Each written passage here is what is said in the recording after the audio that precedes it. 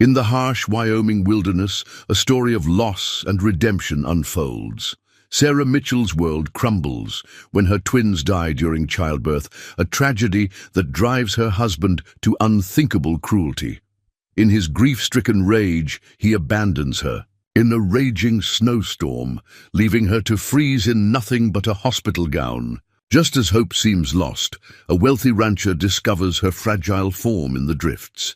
He brings her to his remote ranch, where healing begins through quiet moments and gentle understanding. But the scars of betrayal run deep, and Sarah's path to trust remains uncertain. Could this compassionate stranger be the key to mending her broken heart?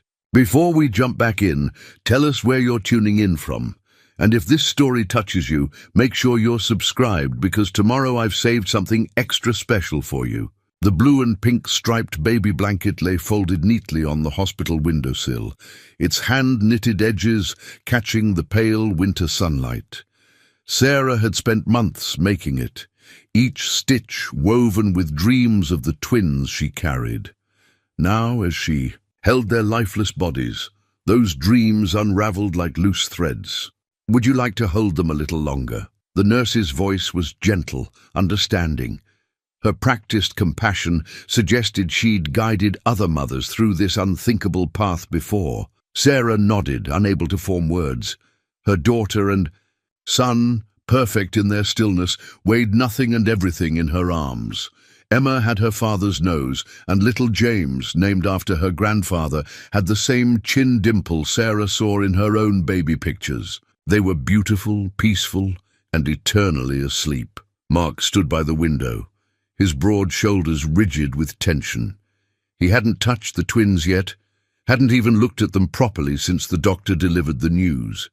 His wedding ring made soft tapping sounds against the window frame as his fingers drummed an erratic rhythm. "This isn't right," he muttered, his voice hoarse. "We did everything right." They had. Monthly checkups, proper nutrition, no alcohol, not even a sip of coffee. Sarah had followed every rule, read every book, attended every class.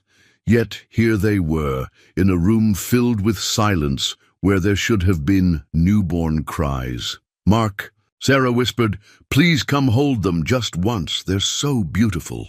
He turned then, and the look in his eyes made Sarah's heart stutter. Gone was the warm brown gaze that had loved her through 8 years of marriage. In its place was something wild, something broken, beautiful. His laugh was sharp, cutting. "They're dead, Sarah.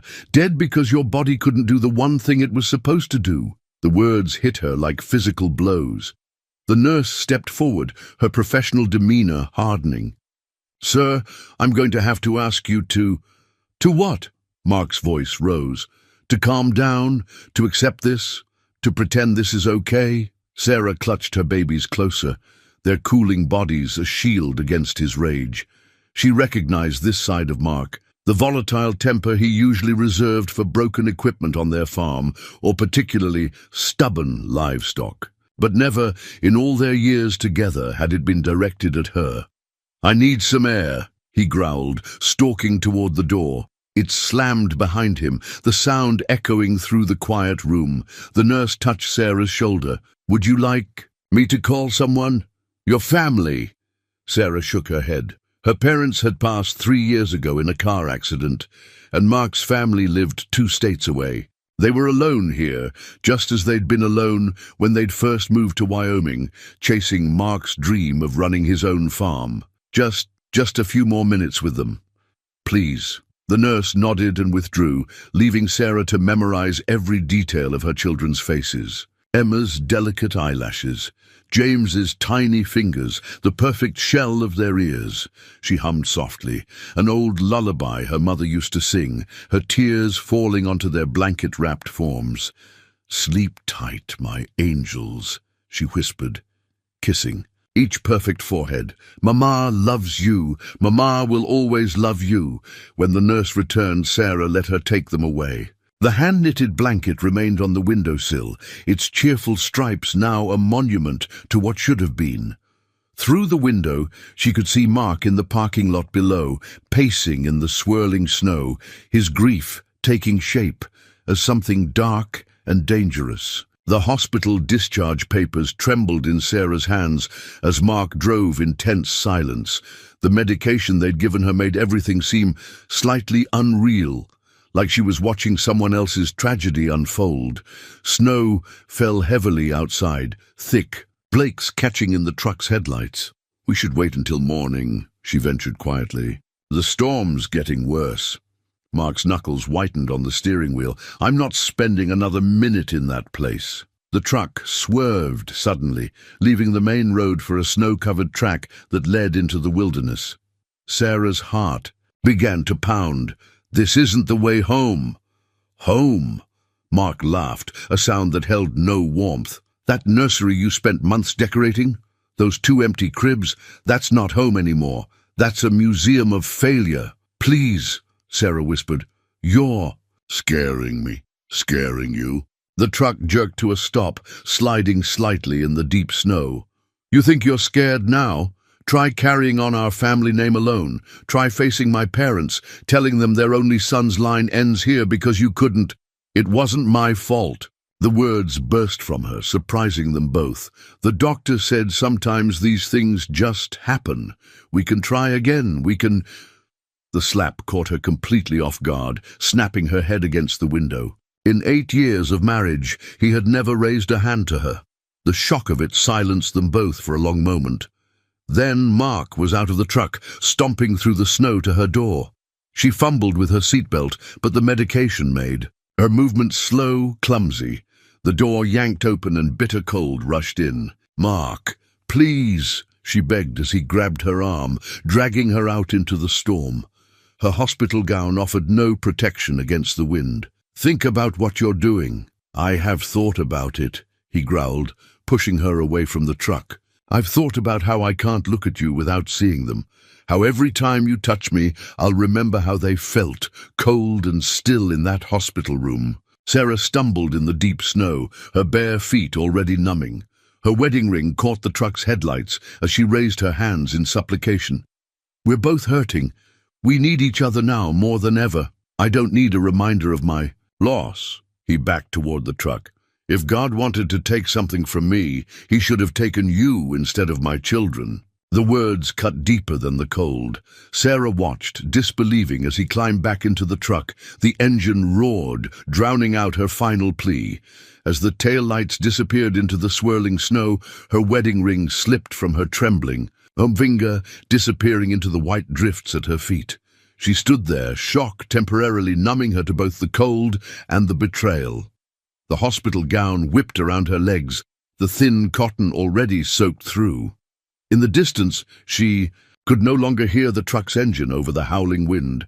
Reality crashed in with brutal force. She was alone in a blizzard, miles from anywhere, dressed in nothing but a hospital gown. Her body, still recovering from childbirth, screamed in protest as she forced herself to move. Every step was agony, her bare feet breaking through the snow's crust to sink into the deeper drifts beneath. She had no idea which direction led to safety. The swirling snow obscured any landmarks, and darkness was falling fast. Her thoughts began to move as slowly as her frozen limbs. Hypothermia, she realized distantly. The same clinical part of her mind that had absorbed all those pregnancy books now informed her that she had perhaps an hour before her body gave up completely. Still, she pushed on. One step, then another. She thought of Emma and James, their perfect little faces. "I'm sorry," she whispered to the storm. "Mama's so sorry she couldn't keep you safe, couldn't give you life." When she finally collapsed, the snow felt almost warm. As consciousness began to fade, she thought she heard hoofbeats approaching through the storm. A trick of the wind, surely. Or perhaps her angels, coming to lead her home to her babies. Her last coherent thought was that at least in death, she would finally get to hold them again. James Crawford checked his grandfather's pocket watch for the third time, its gold case frosted with ice. He shouldn't have stayed so late at the Wilson Ranch, but Tom's eldest had needed help with a breech-birth heifer. Now he was racing darkness, and the worst storm of the season. His stallion Thunder picked his way carefully through the deepening snow. James trusted the horse's instincts more than his own in weather like this. 20 years of ranching had taught him that much at least. Thunder suddenly stopped, ears pricked forward. James was about to urge him on when he saw it, a pale shape in the snow, barely visible through the swirling white. His first thought was deer, maybe injured. But as Thunder edged closer, his heart dropped. A woman lay crumpled in the snow, wearing nothing but a hospital gown. Dark hair fanned out against the white, and her skin held the bluish tinge of severe hypothermia. For a moment, he thought he was too late. Then he saw her fingers twitch. James dismounted quickly, his own, hands shaking as he pressed fingers to her neck. A pulse flickered, weak but present. He shrugged out of his heavy ranch coat, wrapping it around her frozen form. Up close, he could see bruises forming on her face, raw marks on her arms that spoke of violent hands. "Ma'am, can you hear me?" He gently lifted her, alarmed at how light she felt. "Stay with me now." Her eyelids fluttered, revealing pain-glazed hazel eyes. "Angels," she whispered, "coming for my babies." The word babies hit him like a physical blow. He noticed then the hospital bracelet on her wrist, the way her hospital gown stretched slightly across her middle, signs of recent pregnancy. But there was no child here in the snow with her. "No angels today, ma'am," he said firmly, carrying her to Thunder. "Just an old rancher and his horse." Getting her mounted was a challenge. She was barely conscious, her body stiff with cold.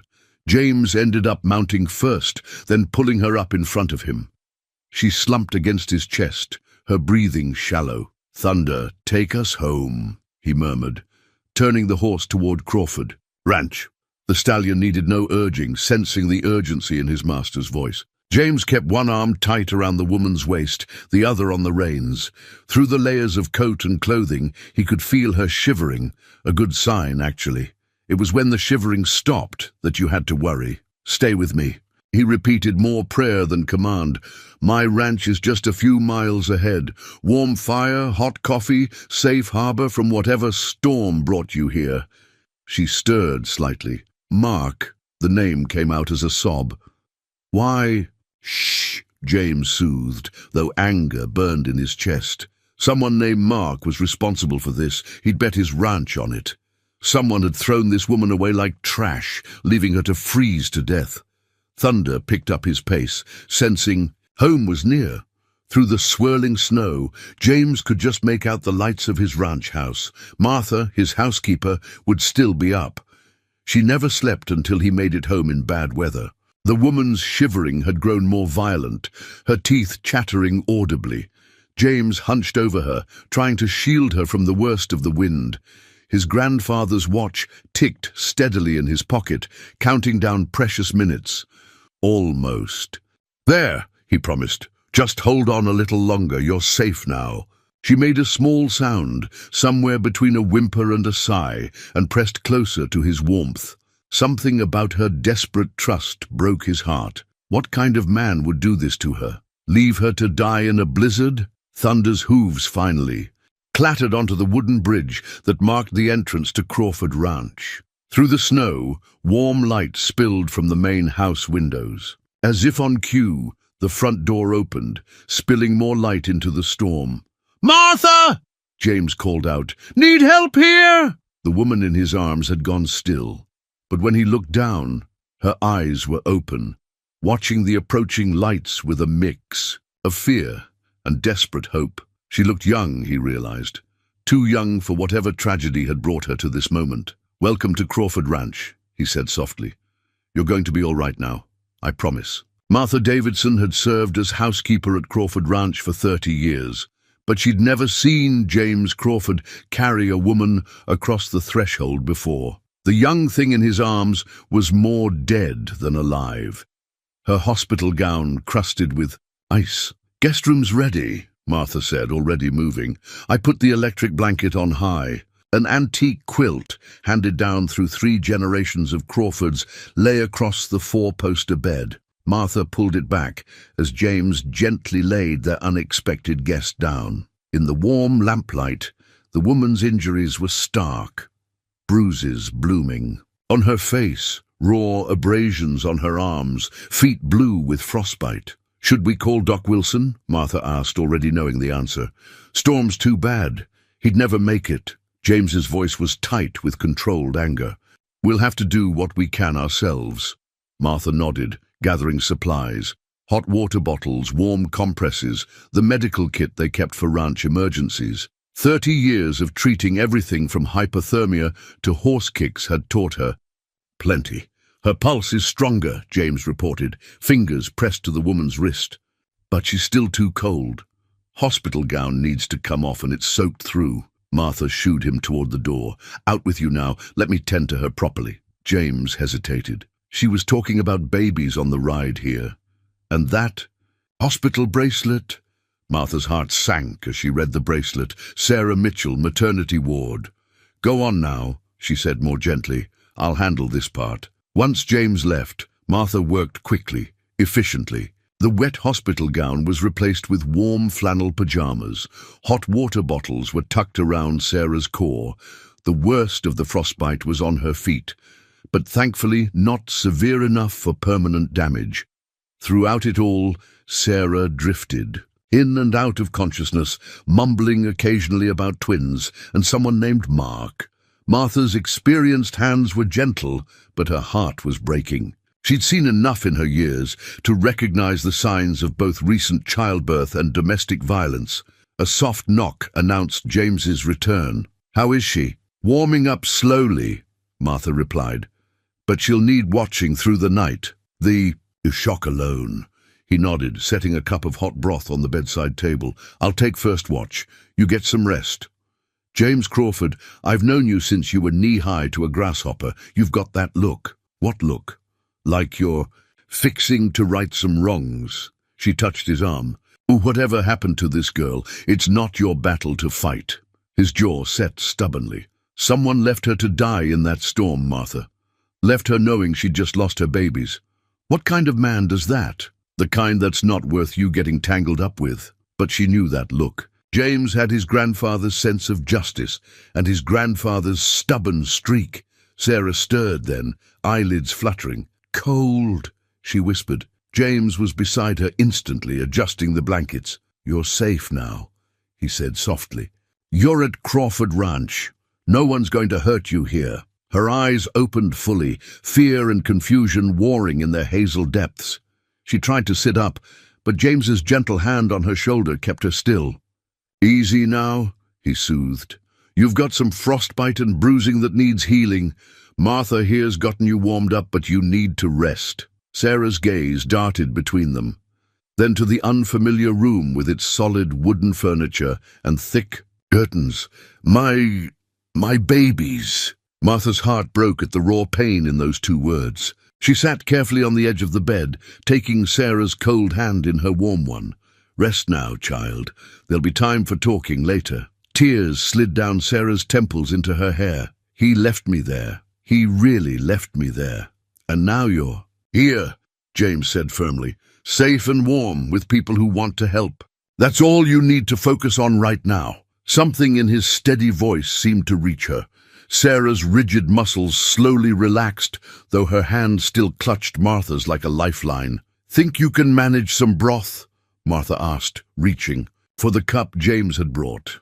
A tiny nod. As Martha helped her sip, Sarah's eyes kept returning to James, who stood like a sentinel by the window.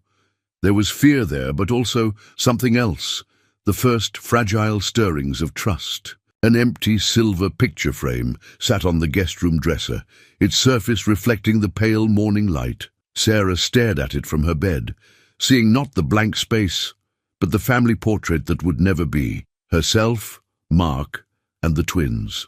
Her arms ached with phantom weight, her body still believing it should be holding her babies. 3 days had passed since James Crawford had found her in the snow.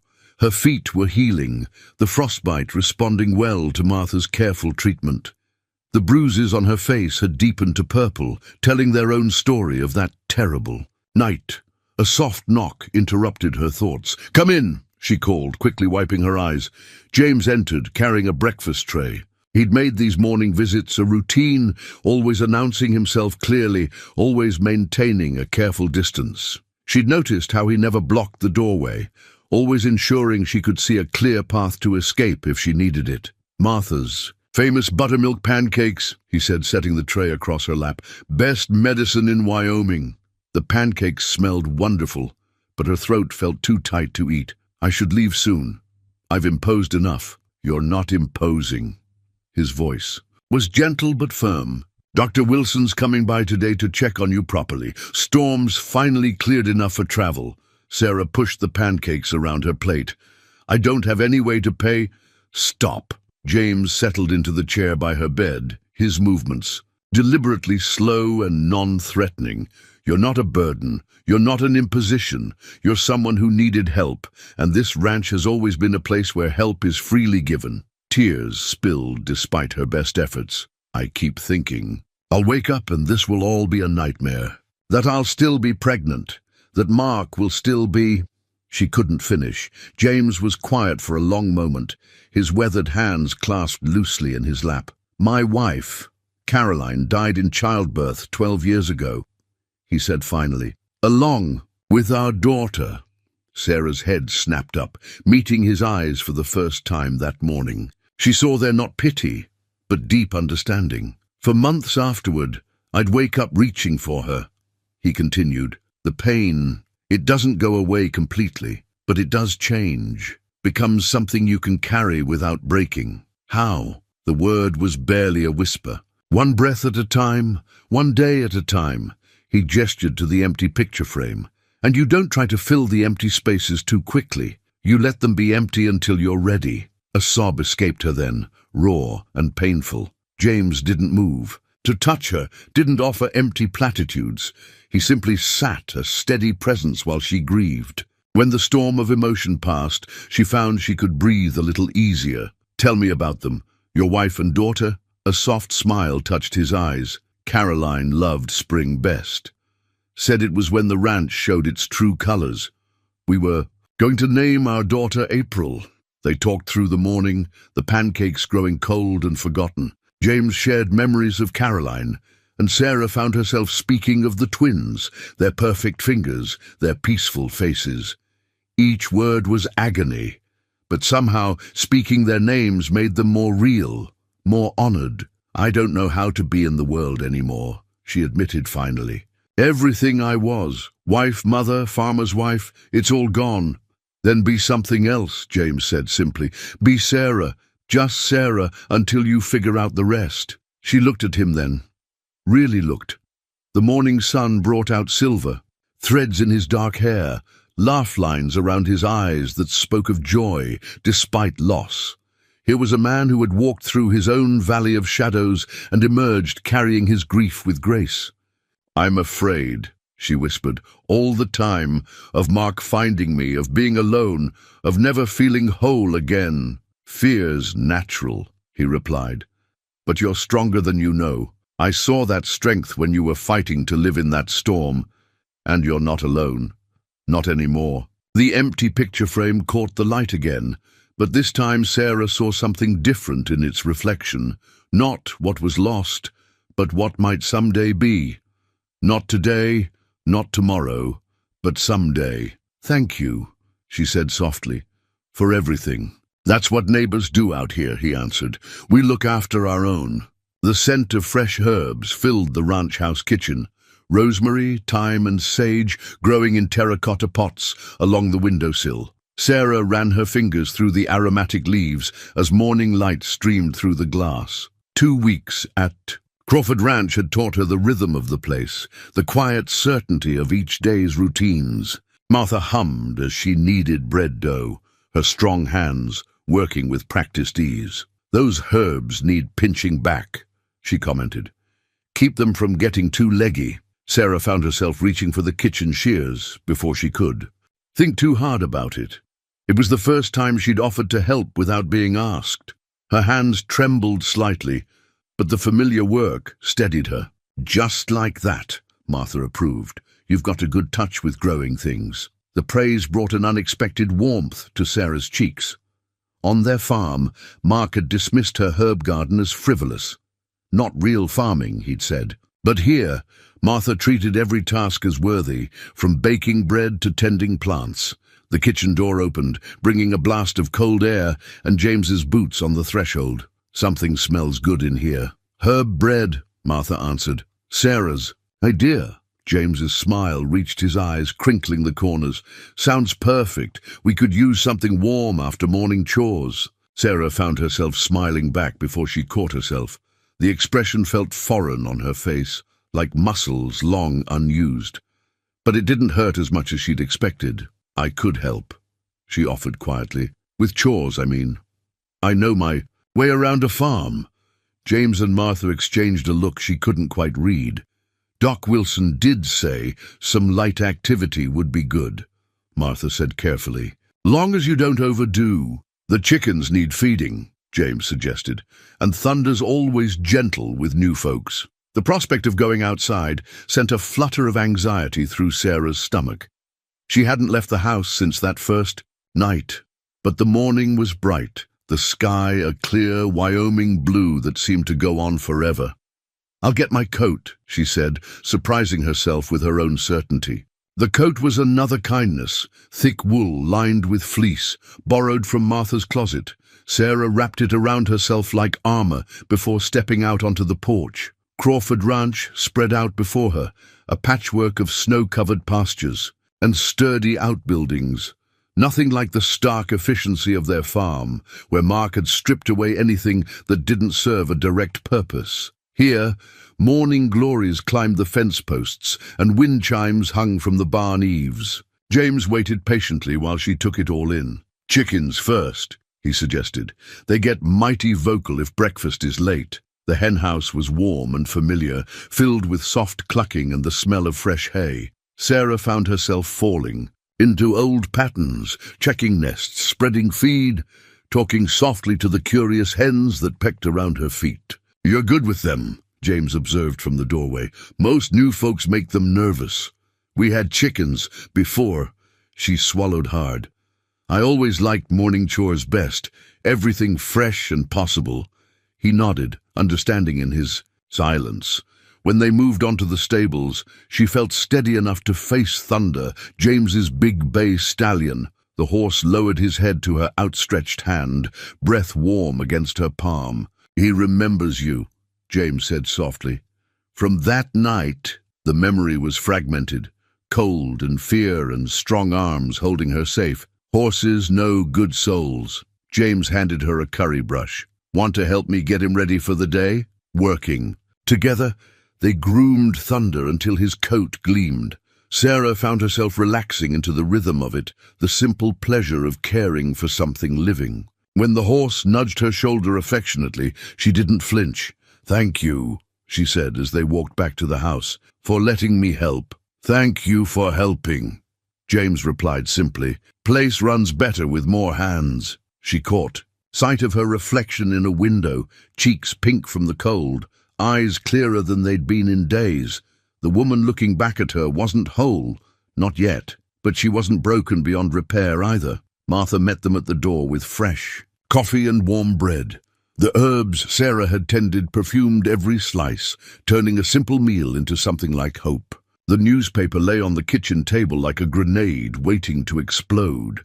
Sarah stared at her own face in the grainy photograph, taken at last summer's county fair. "Local woman missing after tragic loss," screamed the headline.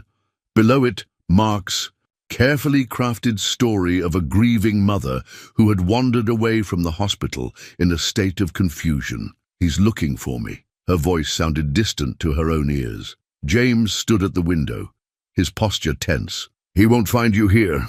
Crawford Ranch isn't in his search area." The article painted Mark as the devoted husband, desperately searching for his unstable wife. No mention of the bruises, the abandonment in the storm. In the eyes of the law, she was his to claim. Martha set a cup of tea in front of Sarah, the china clinking slightly. "Maybe it's time to tell the authorities what really happened." Sarah's hands trembled as she picked up the paper. There, in smaller print, Mark Mitchell. Appeals for anyone with information about his wife's whereabouts to contact the sheriff's department. Her in-laws were quoted, describing her as emotionally fragile after losing the twins. "They'll believe him," she whispered. "He's respected in the community. I'm just the wife who couldn't even carry his children to term." "Stop!" James's voice was quiet but firm. "That's his voice in your head, not truth." He was right, she realized. Even now, Mark's words colored how she saw herself. Weak, broken, failing at the one thing she was meant to do. "The sheriff's an old friend," James continued. "Tom Wilson, he's Doc Wilson's brother. He'll listen without judgment. Take your statement properly."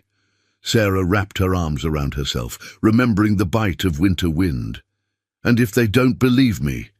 If they make me go back?" "Not happening." The steel in James's voice made her look up. "This is Wyoming ranch country. We have our own ways of handling things." Martha clicked her tongue.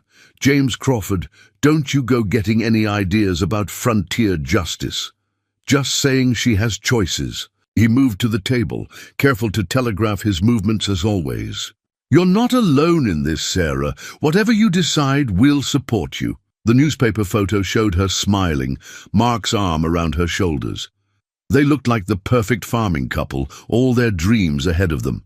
Had she been happy then, or just better at pretending? "I need time," she said finally, "to figure out who I am without him defining me." James nodded. "Time you've got. Ranch is remote enough that folks only come by invitation, and Martha's got a sixth sense about unwanted visitors. Comes from 30 years of keeping ranch hands in line." Martha sniffed, but her eyes were kind. "Nobody gets past my radar." Sarah traced her fingers over the newspaper photo, over the smile of a woman who didn't know what was coming. That woman was gone, scattered like ashes in a winter storm. But maybe, just maybe, someone stronger could rise from those ashes. "I should dye my hair," she said suddenly. "Cut it too, just in case." "I've got some walnut dye," Martha offered. "Natural looking, won't damage your hair none." James raised an eyebrow. "You just happen to have hair dye on hand?" "A woman's. Got her secrets," Martha winked. "Besides, you never know when someone might need a fresh start." The newspaper continued its litany of lies, but Sarah found she could breathe through the panic now. Crawford Ranch had become more than shelter. It was becoming a place of transformation. "Thank you," she said softly, "for not asking questions that first night, for just helping." "Questions can wait," James replied. "Healing comes first." Martha gathered up the newspaper, her movements deliberately casual. "Well, if you're changing your hair, might as well make a proper evening of it. I'll bring down my mother's old hair scissors. She was a stylist in her day." Looking at their steady faces, Martha's practical kindness, James's quiet strength, Sarah felt something shift inside her. The woman in the newspaper was a stranger now. She had died in that snowstorm, along with all her illusions about love and marriage. Whoever she was becoming, she would be stronger, wiser, and never, again, would she let anyone make her feel small. The first wildflower of the season pushed through the melting snow, a hardy purple crocus defying winter's lingering chill. Sarah knelt beside it, her newly darkened hair falling forward as she touched the delicate petals. 6 weeks at Crawford. Ranch had brought changes as subtle and persistent as the shifting seasons. "Beautiful, isn't it?" James's voice carried across the yard. "Caroline used to say crocuses were God's way of making promises." Sarah stood, brushing dirt from her jeans, another gift from Martha's seemingly endless supply of spare clothes. Promises of spring, of renewal. He led Thunder from the stable, the horse already saddled. "Thought you might like to see more signs of spring. If you're up for a ride?" Her heart skipped. She hadn't been on a horse since she was a teenager, long before she met Mark. "I'm not sure I remember how." "Thunder's gentle as they come." James, patted the horse's neck. "And I'll be right beside you." The offer hung in the air between them, weighted with more than just a simple ride. This would be her first time venturing beyond the immediate ranch grounds, her first real step back into the wider world. I'd like that, she heard herself say. James's smile warmed his eyes as he helped her mount, his hands steady and respectful. She settled into the saddle, muscle memory returning as thunder shifted beneath her. James swung up behind her, reaching around to hold the reins, but careful to maintain space between them. They rode at an easy walk, following a trail that wound through melting snowdrifts. The morning air held the crisp promise of change, winter releasing its grip one breath at a time. "Mark never let me ride," Sarah found herself saying. "Said it was too dangerous." James was quiet for a moment.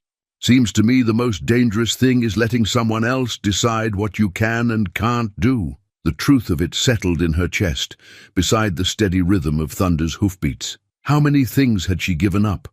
One small surrender at a time? They crested a small rise, and Sarah gasped.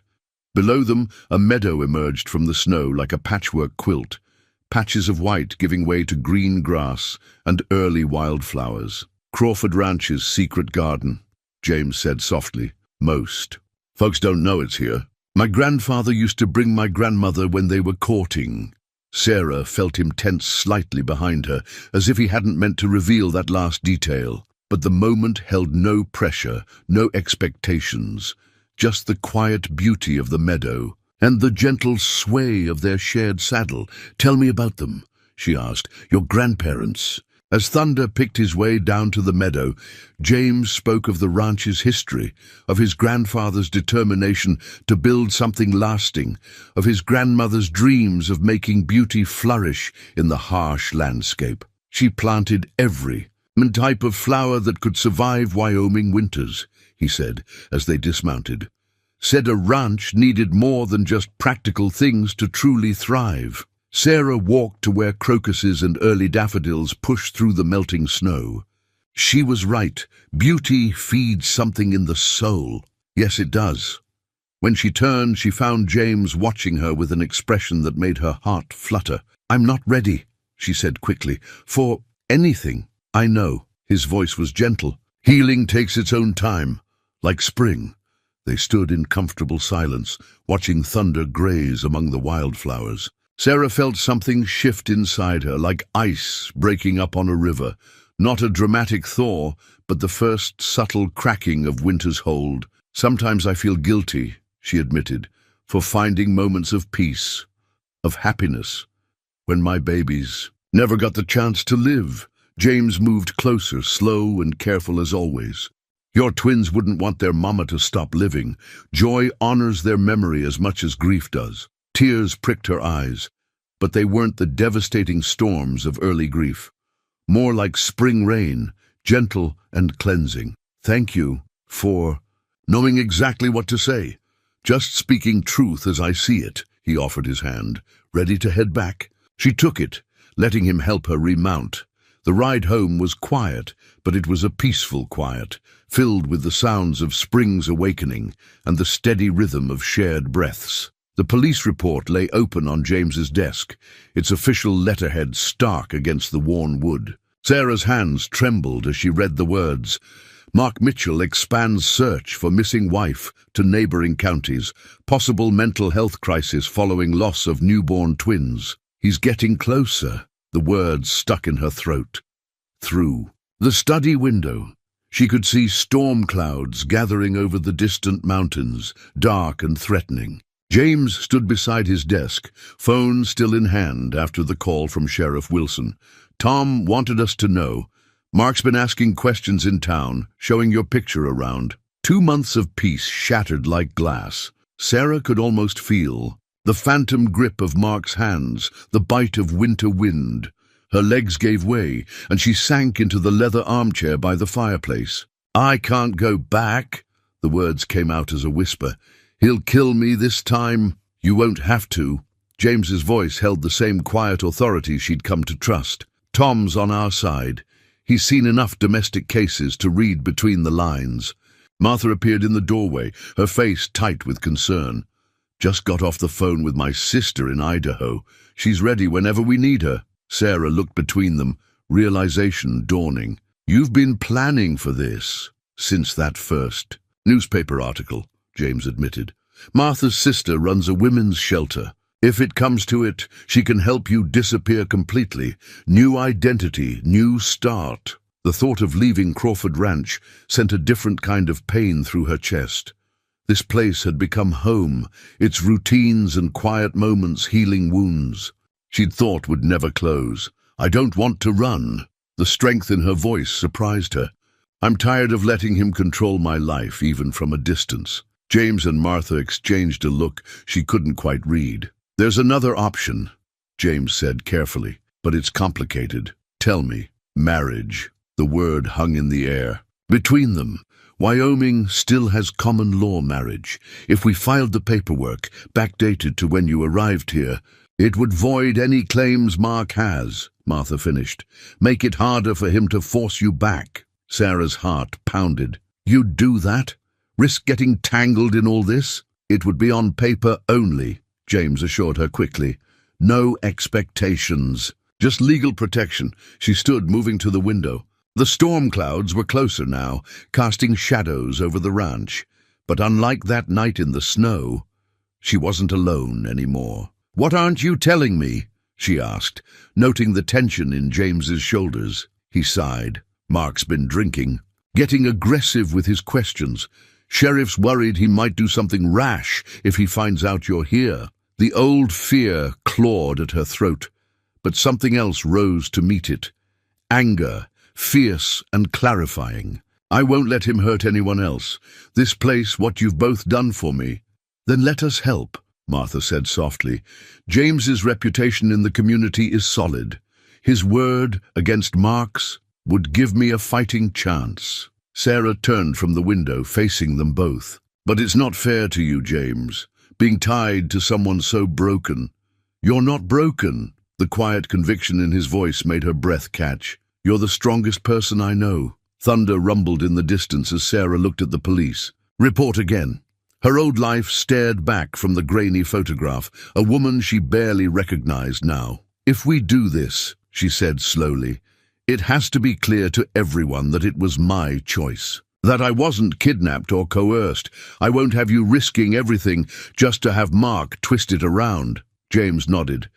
Tom suggested making a recorded statement, getting everything on record, including what happened that night. The storm was almost overhead now, but Sarah felt strangely calm. Then let's do it, all of it. I won't spend the rest of my life looking over my shoulder. Martha wiped suspicious moisture from her eyes. I'll put the kettle on. Some things are better discussed over tea. As Martha left, Sarah found herself standing close to James. Thank you for being willing to... Hey! His hand found hers, warm and steady. Whatever happens, you're not alone in this. Not anymore. Lightning flashed outside, but Sarah didn't flinch. She had weathered worse storms than this and emerged stronger. This time, she had shelter. This time, she had hope. The old locket lay in James's palm, its gold surface dulled with age. Inside, a faded photograph showed a young woman with his eyes and smile. My mother, he said softly. She died when I was 12. Sarah sat beside him on the porch swing, the evening air warm with late spring. Tomorrow they would drive into town to make her statement, but tonight was for deeper truths. She loved this ranch, James continued, built the herb garden Martha keeps tending, said a home needs growing things to truly live. Is that why you helped me? Sarah asked. Because of her? He closed the locket carefully. Partly, but also because I recognized something in your eyes that night. The same look I had when Caroline died. Tell me about that night? She hadn't dared ask before, but something about the quiet evening made it feel right. James was silent for a long moment, his thumb tracing the locket's worn surface. Caroline was 7 months along when the bleeding started. I was in town, meeting with cattle buyers. By the time I got to the hospital, Sarah's hand found his, offering the same comfort he'd given her so many times. You couldn't have known.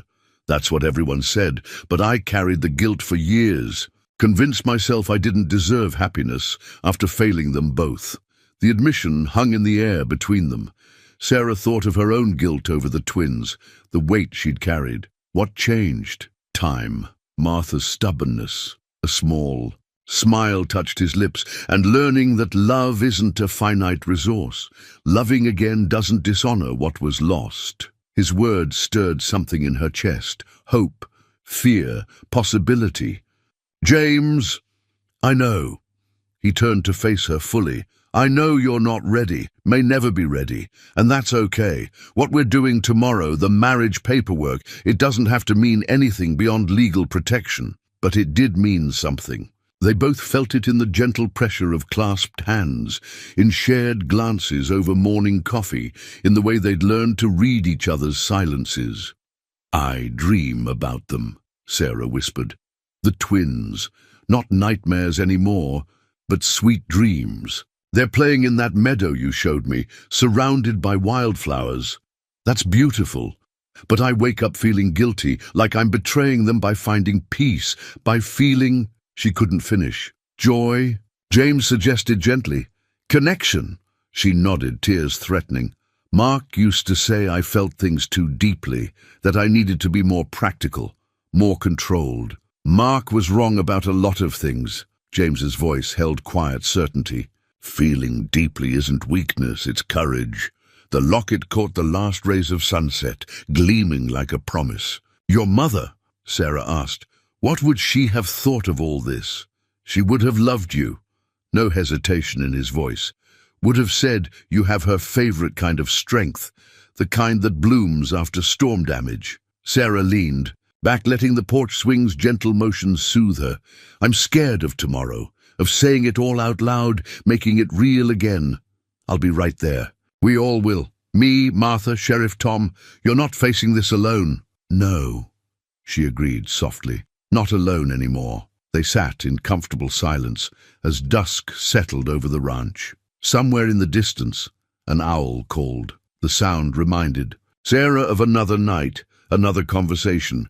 You never finished telling me about your mother's locket. James opened it again, letting her see the photograph. It was her mother's before her. Family legend says it was payment for helping a traveling family during the Depression.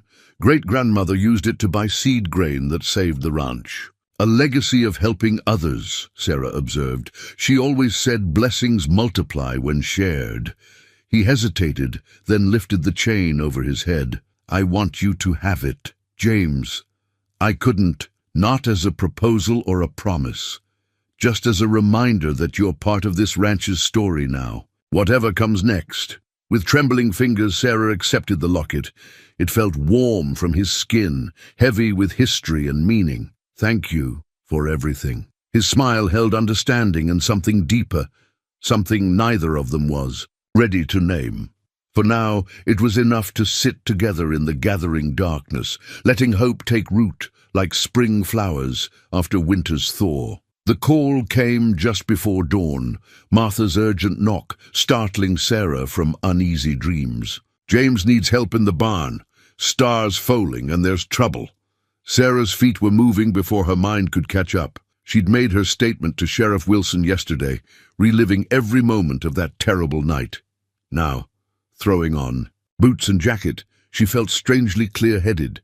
The barn was warm and dark, lit only by emergency lanterns. James knelt beside Star, his face tight with concern.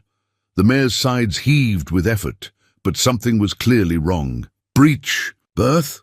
He said as Sarah approached. Called the vet, but she's an hour out. We need to help now, or we'll lose them both. Sarah's heart stuttered. Images of another birth, another loss, threatened to overwhelm her. But Star's distressed wicker cut through the panic, grounding her in the present. Tell me what to do. James looked up, reading her face. You sure? After everything, I can do this. She knelt beside him, rolling up her sleeves. I helped birth calves on our farm. Just talk me through it. His hands guided hers, showing her where to feel, what to check. The foal was turned wrong, its back legs trying to come first. Each touch brought back memories of her own labor, but Sarah pushed through, focusing on Star's needs. That's it, James encouraged. We need to turn the foal, give it a chance. Working together, they managed to shift the tiny body. Star trembled with exhaustion, but her eyes held trust, as Sarah stroked her neck, murmuring soft encouragement. "Almost there. Girl, you can do this. Your baby needs you." The words caught in her throat, but she kept talking, kept touching. This birth would have a different ending. This mother would not know the agony of empty arms. With a final tremendous effort, Star pushed. The foal slid into the world, slick and seemingly lifeless. Sarah's hands moved without thought, clearing. Airways rubbing the tiny body vigorously. "Come on, little one," she whispered. "Choose life. Choose your mama." For one terrible moment, nothing happened. Then the foal twitched, coughed, and took its first shuddering breath. Star's head came up, nickering softly as her baby stirred. Sarah sat back on her heels, watching mother and child meet for the first time. Tears streamed down her face, but they weren't all grief. Something else flowed with them. Release, perhaps. Or healing. James's hand found her shoulder, steady and warm. "You did it. We did it." She leaned into his touch, letting herself feel both the pain and the triumph of the moment. "She's beautiful." The foal was struggling to stand on wobbly legs, Star's gentle encouragement guiding her. Black coat, white star on her forehead, a perfect mirror of her mother. "What will you name her?" James asked softly. Sarah touched the locket that still hung around her neck, thinking of legacies and new beginnings. "Hope," she said. "Her name is Hope." They stayed until the sun rose, watching mother and daughter bond. Sarah's hands, which had been empty for so long, felt strong again, capable. The memories of her twins were still there, but somehow less sharp, tempered by this new life she'd helped bring into the world. "Thank you," she said finally, "for trusting me to help." James's eyes held understanding. "You trusted yourself. That's what matters." Standing in the barn doorway, they watched the new day paint the ranch in soft colors. Sarah felt different, as if the night's work had shifted something fundamental inside her. "I've been so focused on what I lost," she said slowly, "on surviving. Maybe it's time to think about living again." "Yeah?" James's voice was carefully neutral, but hope flickered in his eyes. Sarah turned to face him fully. The morning light caught the silver in his hair, the kindness in his face. Here was a man who had seen her at her most broken, and never once tried to fix her, only offered the space and support to heal herself. "Yeah," she whispered, and lifted her face to his. Their first kiss tasted of dawn and new beginnings, gentle as spring rain. When they parted, Sarah rested her forehead against his chest, listening to the steady beat of his heart. Behind them, Hope nursed contentedly, her mother's soft nickering a song of love and protection. Outside, the ranch was waking to another day, full of possibilities Sarah was finally ready to embrace. Garden seeds scattered across the kitchen table like promises, tomatoes, peppers, herbs and flowers. Sarah sorted them into neat piles, while Martha kneaded bread dough, the familiar rhythm punctuating their conversation. James's mother would have loved this, Martha said, nodding at Sarah's careful planning. "She always said a garden needs both beauty and purpose." Sarah touched the locket that still hung around her neck. In the month since Hope's birth, since that first kiss in the dawn light, everything had shifted. The legal marriage that had started as protection now felt like possibility. "I've been thinking about expanding the herb garden," she said. "Maybe adding some medicinal plants, things the vet could use. Planning to stay a while then?" Martha's eyes twinkled. Sarah felt warmth color her cheeks. "If that's okay. Honey, this has been your home since that first night. We were just waiting for you to feel it too." The screen door creaked, and James entered, bringing the scent of summer with him. His smile when he saw Sarah was automatic, natural as breathing. They'd been taking things slow, learning each other in quiet moments between ranch work and healing. "Garden planning?" He peered over her shoulder at the seed packets. "Ambitious layout. Too much?" Uncertainty crept into her voice. Old habits of second-guessing herself. "Perfect." He pressed a kiss to her temple. "The south field gets good light. Could expand there if you want." Such a simple exchange, but it held worlds of meaning. Mark would have questioned every decision, demanded justification for each seed. Packet. James simply offered support and space to grow. I'd like that. She leaned into his touch, though we should probably check with the ranch owner first. Already did. He's pretty sweet on the gardener. Martha made a show of focusing on her bread dough, but her smile was evident. These moments of gentle teasing, of normal life, no longer felt like betrayal to her grief. Joy and sorrow could coexist, she'd learned, like flowers and vegetables, sharing the same soil.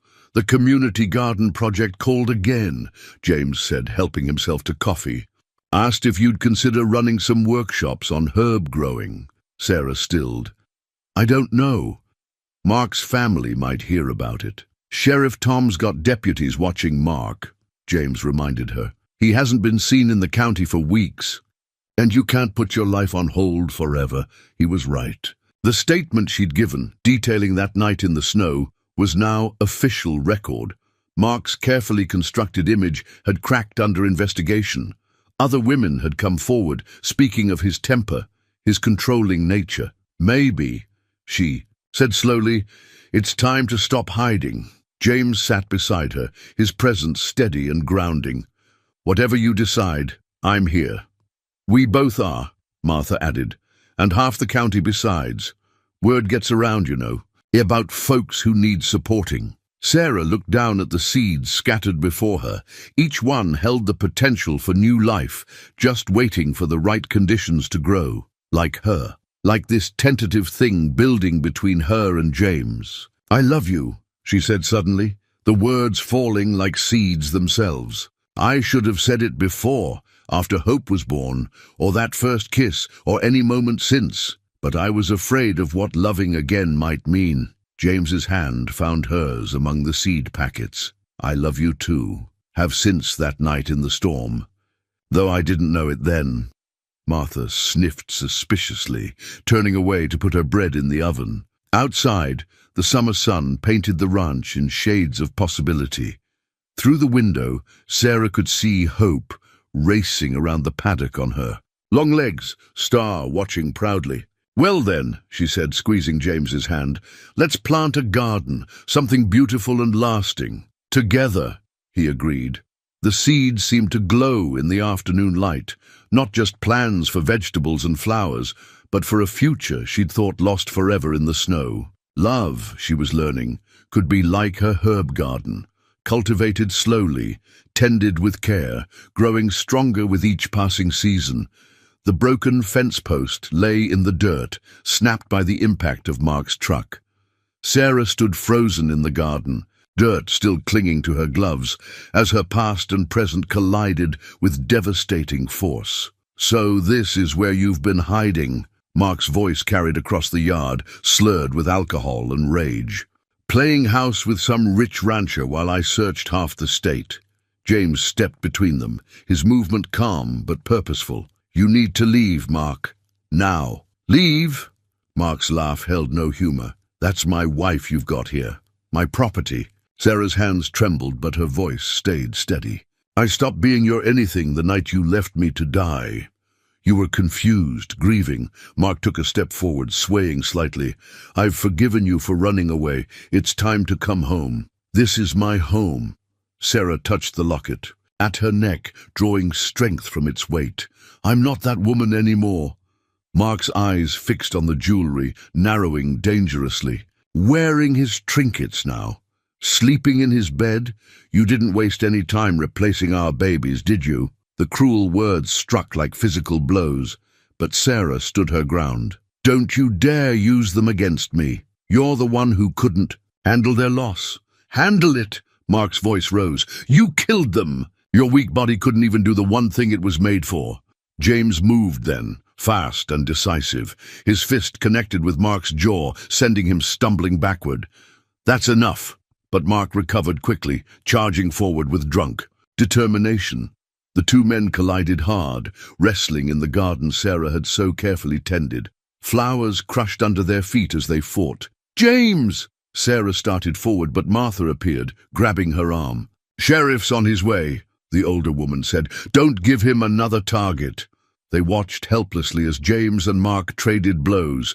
James was stronger, more controlled, but Mark fought with the reckless energy of a man with nothing left to lose. A truck roared up the drive, Sheriff Tom Wilson, lights flashing. But before he could reach them, Mark broke free of James's grip and pulled something from his jacket. Metal glinted in the summer sun. "No!" Sarah's scream tore through the air as she recognized the gun. 2 shots cracked across the yard. James staggered, clutching his shoulder. Mark turned, weapon raising toward Sarah, but Sheriff Wilson was faster. His taser struck Mark square in the back, dropping him to the ground. Sarah ran to James, heart pounding. Blood seeped between his fingers where he pressed against the wound, but his eyes were clear. "Just a graze," he assured her. "I'm okay." Deputies swarmed the yard, securing Mark and calling for an ambulance. Martha appeared with the ranch's first aid kit, her hands steady as she helped Sarah tend to James. "You're under arrest, Sheriff," Wilson was saying, cuffing Mark's hands behind his back. "Attempted murder, assault with a deadly weapon, violating the restraining order." "She's my wife!" Mark shouted, struggling against the restraints. "You can't—" "She's my wife." James's voice cut through the chaos, firm despite his pain. "Legally married these past 3 months, and you just shot up private property with witnesses." Sarah pressed gauze against James's wound, fighting tears. "I'm so sorry. This is all my fault." "Hey," James caught her hand with his good one. "None of that. You didn't ask for any of this." As the deputies led Mark away, he kept shouting. Threats, accusations, promises of revenge. But his words held no power anymore. Sarah watched him go, feeling the last chains of her past finally break. "The garden's ruined," she said softly, looking at the trampled flowers. "We'll plant new ones." James winced as Martha tightened the bandage. Together. The ambulance arrived, paramedics rushing to check James's wound. Sarah stood with Martha watching them work. The broken fence post caught her eye again, splintered but not destroyed, like so many things in her life. "You okay, honey?" Martha asked quietly. Sarah touched the locket, thinking of all it represented: strength, survival, love that grew from loss. "I will be," she said. "We all will be." In the distance, thunder rolled across the summer sky. But this storm, like the man who had brought it, would pass. What remained would be stronger for having weathered it. The court papers felt heavy in Sarah's hands as she sat in the county courthouse waiting room. Divorce proceedings, assault charges, restraining order violations, the legal weight of her past stacked in neat, typed rows. "You don't have to do this," James said softly beside her, his arm still in a sling. "The DA has enough evidence without your testimony." "Yes, I do." She smoothed her skirt, borrowed from Martha's sister who had driven up from Idaho to support her. "For all the women who can't." The past week had brought revelations. After Mark's arrest, others had come forward, 3 ex-girlfriends with similar stories of control and violence.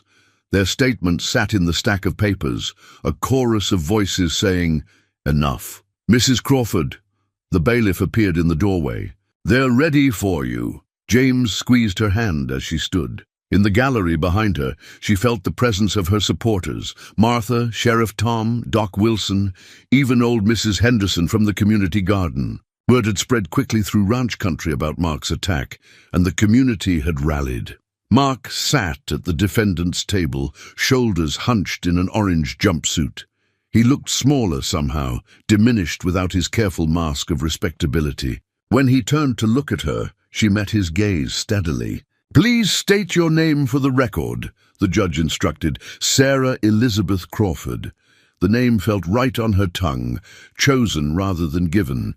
"Formerly Sarah Mitchell. Please tell the court about the events of January 15th, the night your children were born." Sarah took a deep breath, touching the locket for courage. "I was 38 weeks pregnant with twins when I went into labor. The delivery, there were complications." Her voice grew stronger as she spoke, telling the full story for the first time. the stillbirth, Mark's rage, the abandonment in the storm. She described the hospital gown freezing to her skin, the endless white of the snow, the moment she had given up hope. "And then James Crawford found you?" "Yes." She glanced at her husband, drawing strength from his steady presence. "He saved my life that night. But more than that, he and Martha showed me what real love looks like, patient, supportive, allowing me to heal at my own pace." Mark's lawyer stood. "Isn't it true that you were emotionally unstable after losing the twins? That my client was simply trying to protect you from yourself?" "Objection!" The DA rose, argumentative. "Sustained." Sarah leaned forward to the microphone. "May I address that question, Your Honor?" The judge nodded. "Grief isn't instability," she said clearly. "Loss doesn't make us less worthy of respect, of safety, of love. What Mark did wasn't protection, and it was punishment for failing to give him what he wanted, for daring to have needs of my own." In the defendant's chair, Mark's face darkened with familiar rage. But he was powerless now, his true nature exposed to the harsh light of justice. "And the events of last week?" the DA prompted. Sarah described the attack at the ranch, the destroyed garden, the shots that had wounded James. Her voice remained steady, even as she recounted her fear that history would repeat itself. "But it didn't," she concluded, "because this time I wasn't alone. This time I was strong enough to stand my ground." The testimony continued for another hour. Questions about dates, details, supporting evidence. Through it all, Sarah felt a strange sense of peace. Each truth spoken was a seed planted, growing something new from the ashes of her past. When she finally stepped down from the witness stand, the judge's eyes were kind. "Thank you, Mrs. Crawford. Your courage today is noted." James met her at the gallery gate, pulling her close with his good arm. Behind them, the legal machinery ground on, motions filed, arguments made, justice slowly taking shape. "I'm so proud of you," he whispered. Sarah leaned into his embrace, feeling the collective support of their community surrounding them. Martha pressed a handkerchief into her hand, and Sheriff Tom offered a congratulatory nod. Outside the courthouse, summer sunlight warmed the steps. Sarah paused, breathing in the clean mountain air. The weight of the court papers felt lighter. Now, transformed from burden to bridge, a path leading away from what was and toward what could be. "Ready to go home?" James asked. Sarah smiled, taking his hand. Home, not just a place, but a feeling, a choice, a triumph. A new wedding band gleamed in the lamplight, simple gold catching the glow. James held it out in his calloused palm as they sat on their favorite porch swing, the evening air sweet with late summer rain. "I know we're already married on paper," he said softly, "but I want to do this right, to ask you properly, with no fear or legal necessity behind it." Sarah touched the ring with trembling fingers. 3 months had passed since the trial. Mark's conviction had brought a 20-year sentence, his mask of respectability finally shattered beyond repair. "You don't have to do this," she whispered. "What we have is already more than I ever dreamed possible. That's exactly why I want to." James took her hand, his touch gentle. "Because every day with you shows me new possibilities. Because you've brought life back to this ranch in ways I thought were lost forever." Thunder rumbled in the distance, but it held no terror now. Like her memories of that winter night, the sound had lost its power to frighten. "The garden you planted," James continued, "it reminds me of my mother's, full of both beauty and purpose. Like you. And the way you helped birth hope, faced down your past in court, built something new from broken pieces. Sarah, you amaze me." Tears slipped down her cheeks, but they were healing tears, like the rain that fed her flowers. "Even with all my scars, especially with them, they're part of your strength." He shifted to face her fully. "I love you, Sarah Elizabeth. Will you marry me again? This time just because we want to?" She looked at the ring, remembering another one lost in winter snow. That one had been a shackle disguised as a promise. This was different, offered with open hands, acceptance of all she was. "The twins," she said softly. "I'll always be their mother. They'll always be part of me, as they should be." James's free hand touched the locket at her neck. "We'll honor them properly, plant something special in the garden, make a place for remembering." Martha's screen door creaked, and the older woman appeared with a tray. "Thought you two might want some tea on this rainy evening." Sarah smiled, recognizing the deliberate timing. "How long have you known about this?" "Oh, he's been planning for weeks." Martha set down the tray. "Had me dig out his grandmother's china for the occasion." The familiar cups, edged in faded gold, held more than tea. They held history, continuity, the blend of old memories and new beginnings. "Yes," Sarah said, turning back to James. "Yes, I'll marry you again, for all the right reasons this time." He slipped the ring onto her finger, and Martha didn't even pretend not to cry. The rain fell harder, a curtain of silver in the porch lights, but they were safe and warm in their shared shelter. "I've been thinking," Sarah said, leaning into James's embrace, "about the ranch's future, about family." His arm tightened slightly around her. "Yeah?" "The community garden project, it's growing. More people coming for workshops, learning about healing herbs and sustainable growing. Maybe we could do more with that, help more people who need a fresh start." "A sanctuary," James mused, "like the ranch was for you." Martha nodded approvingly. "Plenty of land out back could be developed. Guest cabins maybe, more gardens." "We could work with the women's shelter in Idaho," Sarah added. "Give people a place to heal, to grow new roots." "I love it." James pressed a kiss to her temple. "And I love you." The rain drummed on the roof, no longer a reminder of that terrible night, but a promise of growth and renewal. Sarah twisted the ring on her finger, feeling its rightness. "When should we do it?" she asked. "The wedding?" "First frost," James suggested, "when the garden's giving its last blooms. A celebration of endings and beginnings." Martha collected the empty teacups, her movements unhurried. "I'll make my mother's spice cake for the reception. And maybe we can convince Sheriff Tom to officiate." They sat together in the growing darkness, planning their future while the healing rain fell. Sarah felt the last shadows of her past dissolving, washed away by love and purpose and possibility. The adoption papers rustled softly as Sarah set them on the kitchen table, 6 months into their proper marriage, and life had a way of surprising them with new possibilities. Martha poured coffee, while James read through the documents again. "Twins," he said softly. "What are the odds?" Sarah's hands trembled slightly as she lifted her cup. "The social worker says they've been hard to place. Special needs, and most families don't want to take on 2 at once." The photograph showed 2 little girls, both 4 years old, with identical brown eyes and gentle smiles. Amy walked with leg braces, while Beth hadn't spoken since their birth. Parents' accident 2 years ago. "They need a home," Sarah continued, "somewhere with space to grow, to heal, somewhere like here," James finished, reaching for her hand.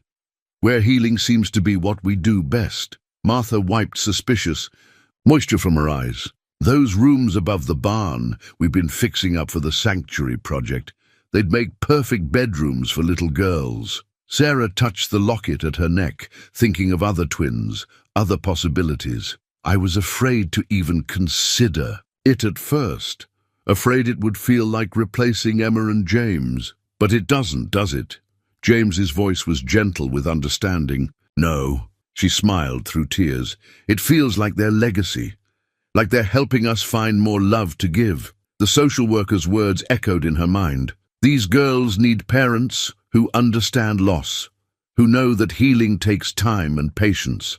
Looking around the kitchen, at Martha's herbs in the window, at James's quiet strength, at the whole beautiful life they'd built from broken pieces, Sarah knew they could offer that. "The ranch would be good for them," James mused. "Fresh air, animals to care for. We could get a gentler pony for Amy to ride. Therapeutic riding does wonders.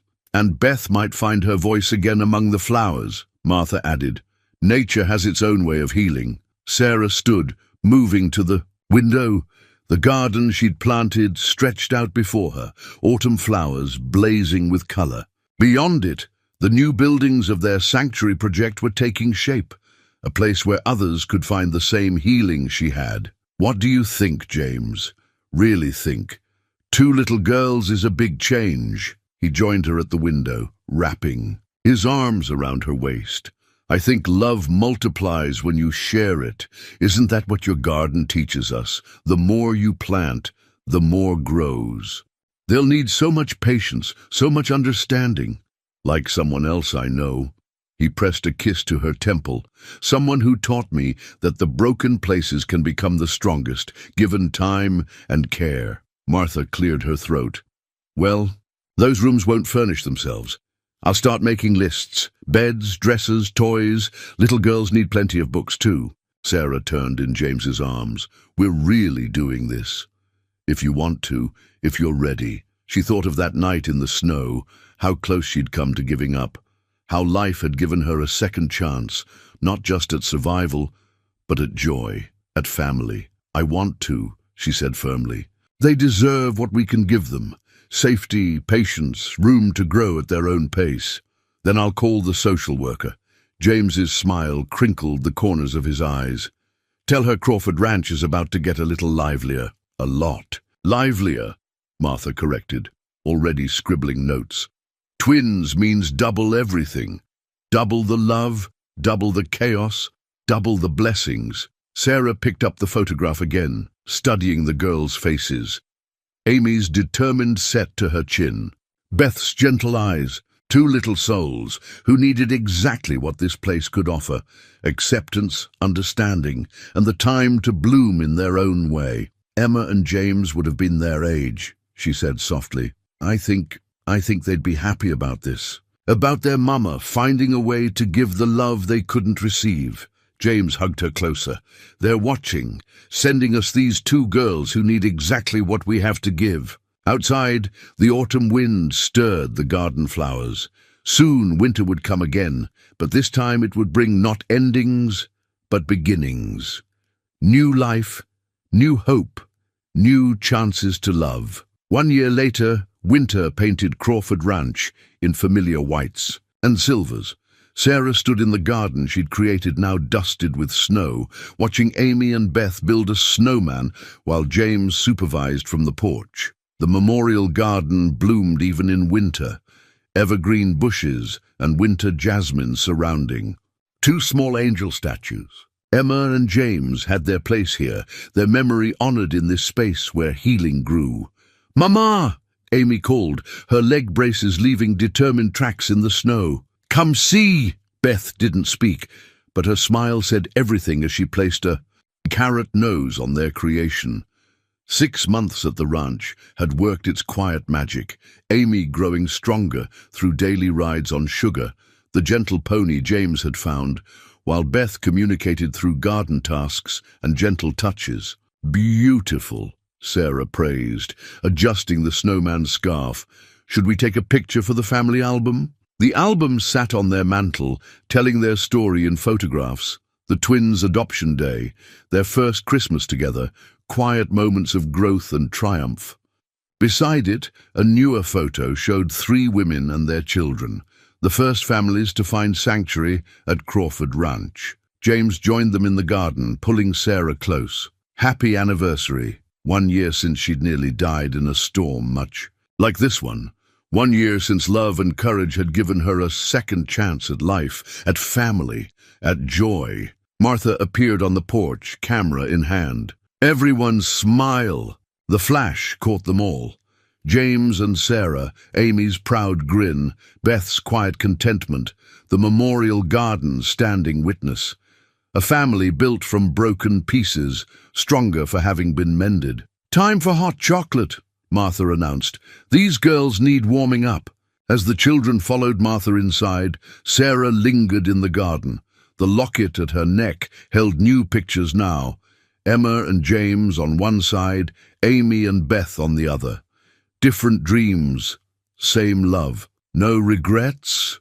James asked softly. Sarah touched the angel statues, brushing away snow. Only gratitude for the storm that brought me here, for the love that helped me heal, for all of this. Above them, winter stars emerged in the darkening sky.